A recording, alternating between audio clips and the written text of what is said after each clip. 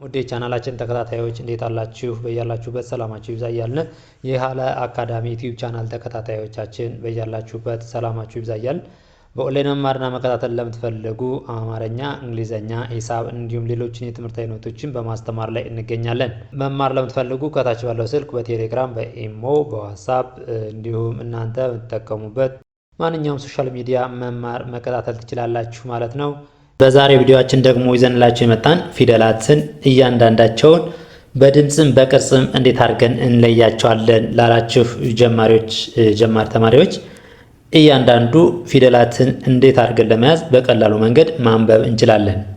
እሺ ይህን ስናነብ ባጭሩ ፊደሎችን እያንዳንዳቸውን ቅጽላቸውን ወይም ደግሞ ቅርጻቸውንና ድምጻቸውንም በቀላሉ እንይዛቸዋለን ማለት ነው። ለማንበብ ዋናው በትልቁ ነገር አገጣጥሞ ለማንበብ የሚያስፈልገን ነገር ፊደላትን ስማቸውን ቅርጻቸውን ማወቅ ብቻ ነው። ለምሳሌ ስናነብ ይቺ ሁ ተብላ እንደምትነበብ ካወቅናት ሌላ ነገር አያስፈልግም ማለት ነው። ከዛ ላይ ምለን ሁ ብለን እንጠራዋለን ማለት ነው። ሁ ብለን እንጠራታለን። ከዛ ከሌላ ፊደል ጋር ተደምራ ትርጉም ትሰጠናለች ማለት ነው። ምሳሌ እዚህ ጋር ጥር አድርገን ስናይ ለምሳሌ ይቺ ማናት? ሙ ናት። ይቺ ማናት? ሉ ናት። ለምሳሌ እነዚህን ተራርገን ሙሉ ብለን እናነባዋለን ማለት ነው። ሙሉ ብለን ስንጠራው የሰው ስም ይሰጠናል። እሺ ስለዚህ ዛሬ የምናየው ወደ ታች ሆናል እያነበብን የምናያቸው ማለት ነው። ፊደላትን ረጋ ብለን እያነበብን እናያቸዋለን። ሀ ለ ሀ መ ሰ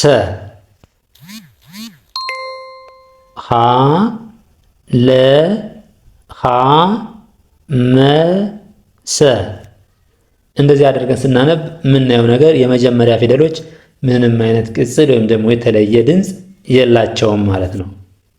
የተለየ ቅጽል የላቸውም። ይኸው ሀ ለ ሀ መ ሰ።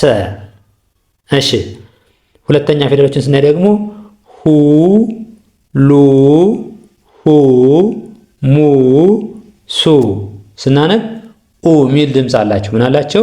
የሁለተኛ ፊደሎች ኡ ሚል ድምፅ አላቸው። ይኸው ሁ ሉ ሁ ሙ ሱ።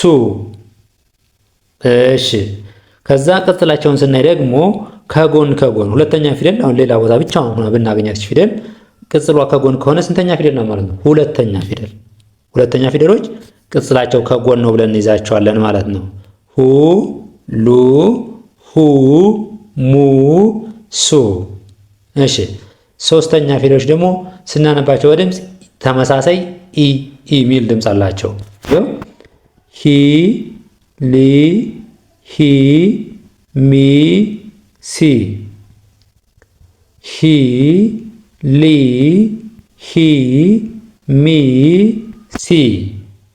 ይኸው ልክ እንደዚህ አድርገን ስናነባቸው ከዛ ደግሞ ቅርጻቸውን ከጎን ወደ ቀኝ እግራቸው ሸፈፍ ያለ ሲሆን ድምፅ ደግሞ ኢ ሚል ድምፅ አላቸው ማለት ነው። ይኸው ሂ ሊ ሂ ሚ ሲ።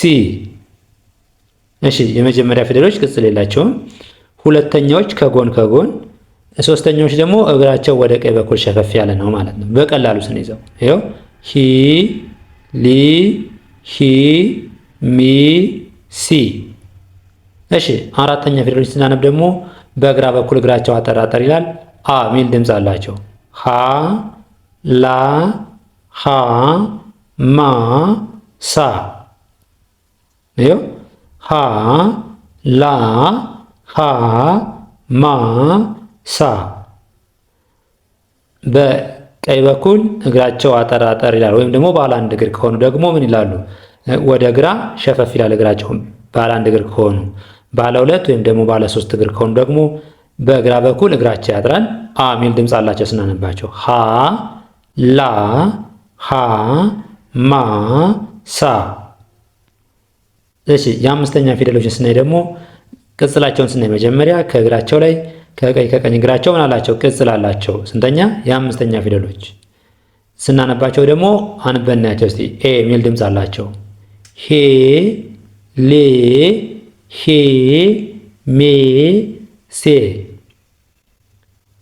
ሄ ሌ ሄ ሜ ሴ በቀላሉ እንዲያደርገን መያዝ እንችላለን ማለት ነው። ቼ ብቻዋን ስናገኛት ስለዚህ ሄ ብለን እናነባታለን። ለምን ከዚህ ጋር ሄ ሌ ሄ ሜ ሴ እያንዳንዱን ለይተን ስላነበብ ነው ማለት ነው። ስለዚህ ኤ የሚል ድምፅ አላቸው። ከቀኝ እግራቸው ላይ ደግሞ ቀለበት አላቸው ማለት ነው። ስድስተኛ ፊደሎችን ስናይ እ የሚል ድምፅ አላቸው። ቅጽላቸው ደግሞ የተለያዩ ናቸው። ህ ል ህ ም ስ ህ ል ህ ም ስ ህ ል ህ ም ስ። እሺ ሰባተኛ ፊደሎችን ስናይ ደግሞ ኦ የሚል ድምፅ አላቸው። ቅጽላቸውን ስናይ ከቀኝ በኩል ከላይ ቀለበት ወይም ደግሞ በቀኝ በኩል እግራቸው ማጠር ይሆናል ማለት ነው። ይኸው ከላይ ቀለበት ወይም ደግሞ እግራቸው በቀኝ በኩል ማጠር። ሆ ሎ ሆ ሞ ሶ ሆ ሎ ሆ ሞ ሶ። እስቲ አንዴ ደግመን እናንባቸው። ሆ ሎ ሆ ሞ ሶ። እንደዚህ ያደረግን እያነበብን ስንይዝ በአጭሩ ማንበብ መጻፍ ቀላል ነው ማለት ነው። ስለዚህ እጥር አድርገን ስንይዘው የመጀመሪያ ፊደሎች ቅጽል የላቸውም። ሁለተኛ ፊደሎች ከጎን ከጎን፣ ሶስተኛ ፊደሎች ደግሞ እግራቸው ሸፋፋ፣ አራተኛ ፊደሎች በግራ በኩል እግራቸው ማጠር፣ አምስተኛ ፊደሎች ደግሞ ከቀኝ እግራቸው ቀለበት፣ ስድስተኞች የተለያዩ ናቸው። ሰባተኛ ደግሞ ከቀኝ በኩል ከላይ ቀለበት ወይም ደግሞ በቀኝ በኩል እግራቸው ማጠር ነው ማለት ነው። ድምፃቸውን ስናይ የመጨረሻ ፊደሎች ወይም ሰባተኛ ፊደሎች ኦ የሚል ድምፅ አላቸው። ስድስተኛ ደግሞ እ ወይም ደግሞ ህ ለምናነብ እ የሚል ድምፅ አላቸው እያንዳንዳቸው። የአምስተኛ ፊደሎች ደግሞ ኤ የሚል ድምፅ አላቸው። የአራተኛ አ የሚል ድምፅ አላቸው። የሶስተኛ ደግሞ ኢ የሚል ድምፅ አላቸው። ሂ ሊ ኢ የሚል ድምፅ አለ ማለት ነው። የሁለተኛ ደግሞ ኡ የሚል ድምፅ አላቸው። እንደዚህ አድርገን በቀላሉ እጥር ባለ መንገድ ያንዱን በያዝነው የሁላውን መረዳት እንችላለን ማለት ነው። ምን እንላለን? እንችላለን። እሺ እቺ ደግሞ ማናት? ረ ረ ሰ ሸ ቀ በ ረ ሰ ሸ ቀ በ። የመጀመሪያ ፊደሎች ምንም አይነት ቅጽል የላቸውም ማለት ነው። ረ ሰ ሸ ቀ በ። እሺ ሁለተኛ ፊደሎችን ስናይ ደግሞ ቅጽላቸው ከየት ከየት ነው ያለ? ከጎን ከጎን። ይኸው ሁሉም ተመሳሳይ ነው። የመጀመሪያውን በደንብ አድርገን ካነበብ ነው ወይም ደግሞ በደንብ ከያዝ ነው ሁሉም ተመሳሳይ ስለሆነ አንቸገርም ማለት ነው። ሩ ሱ ሹ ቁ ቡ ሩ ሱ ሹ ቁ ቡ። ሁለተኛ ፊደሎች ቅጽላቸው እናያለን ከጎን ከጎን ማለት ነው። ከጎን ከጎን ድምፃቸው ደግሞ ኡ የሚል ድምፅ አላቸው። ይኸው ሩ ሱ ሹ ቁ ቡ። እሺ ሶስተኛ ፊደሎች ደግሞ ኢ የሚል ድምፅ አላቸው። ቅጽላቸውን ስናይ እግራቸው ላይ ሸፋፋ ናቸው ማለት ነው። እናቸው እግራቸው ላይ ሸፋፋ። ሪ ሲ ሺ ቂ ቢ ሪ ሲ ሺ ቂ ቢ። ስለዚህ ኢ የሚል ድምፅ እና ከእግራቸው ላይ ሸፈፍ ያሉ ከሆኑ ሶስተኛ ፊደል ናቸው ማለት ነው። ስለዚህ እችን ፊደል ብቻዋን ብናገኛት ማን ብለን እናነባታለን? ሲ ሲ። ምክንያቱም ምን ለያት በምን ነው? እግሯ ላይ ሸፈፍ ያለ ነው። ሶስተኛ ፊደሎች ሸፋፋ ናቸው ስላልነ ማለት ነው። ሪ ሲ ሺ ቂ ቢ። እሺ አራተኛ ፊደሎች ደግሞ አ የሚል ድምፅ አላቸው። እግራቸው ላይ አጠር አጠር ያለ ነው ማለት ነው። ራ ሳ ሻ ቃ ባ ራ ሳ ሻ ቃ ቃባ ራ ሳ ሻ ቃ ባ። የአራተኛ ፊደሎች ደግሞ አሚል ድምፅ አላቸው። በግራ በኩል እግራቸው አጠር አጠር ይላል። ወይም ደግሞ ምን ይሆናል? ባለ አንድ እግር ከሆኑ ወደ ግራ ይንሻፈፋል። ይኸው ራ ሳ ሻ ቃ ባ።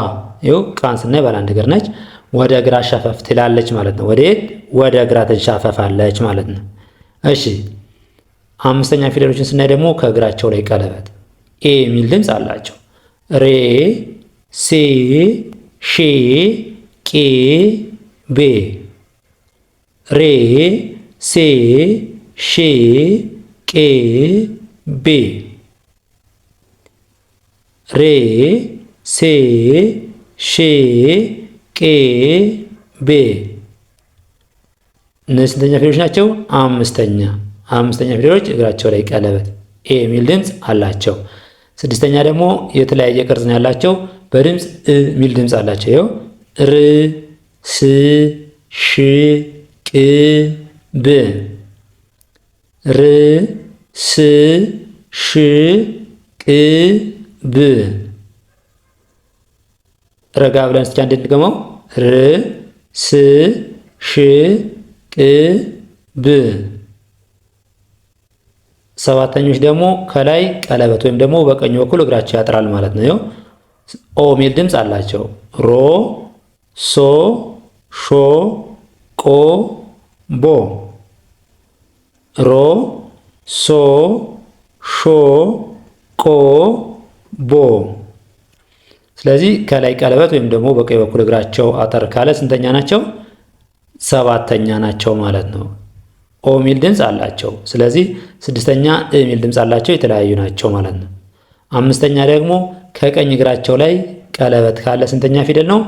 አምስተኛ ፊደል። እሺ በግራ በኩል እግሩ አጠር ካለ ወይም ወደ ግራ ሸፈፍ ካለ ደግሞ ስንተኛ ፊደል ነው? አራተኛ ፊደል ነው ማለት ነው። ስንተኛ ፊደል ነው?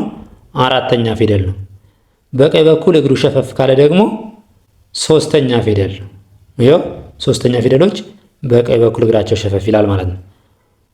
ሁለተኛ ፊደሎች ደግሞ ከጎን ቅጽል አላቸው ማለት ነው። ይኸው ቅጽሉ ከጎን ከሆነ ስንተኛ ፊደል ነው? ሁለተኛ ፊደል ነው ማለት ነው። አብዛኛውን ከጎን ከሆነ ቅጽሉ ሁለተኛ ፊደል። የመጀመሪያ ፊደሎች ደግሞ ምንም አይነት ቅጽል የላቸውም ማለት ነው። የመጀመሪያ ፊደል ካለ ከሆነ ምንም አይነት ቅጽል የለውም። ለምሳሌ ቀቁን እስከ መጨረሻው ጻፉልኝ ወይም ሸሹን ጻፉ ብትባሉ ለምሳሌ ቀይችን ካወቃቸዋቸው ሁለተኛው ምንድነው ብለናል? ከጎኑ ቅጽል ከጎኗ ላይ ቅጽል ጨመር ማድረግ። ሶስተኛ ስትሆን ደግሞ ከይቺ እግሯ ላይ ጫፍ ጨመር ማድረግ። አራተኛ ስትሆን ባለ አንድ እግር ናት፣ ወደ ግራ ሸፈፍ እናረጋታለን። አምስተኛ ስትሆን ከእግሯ ላይ ቀለበት። ስድስተኛ የተለያዩ ናቸው። የቀ ካናቷ ላይ ነው ያላት።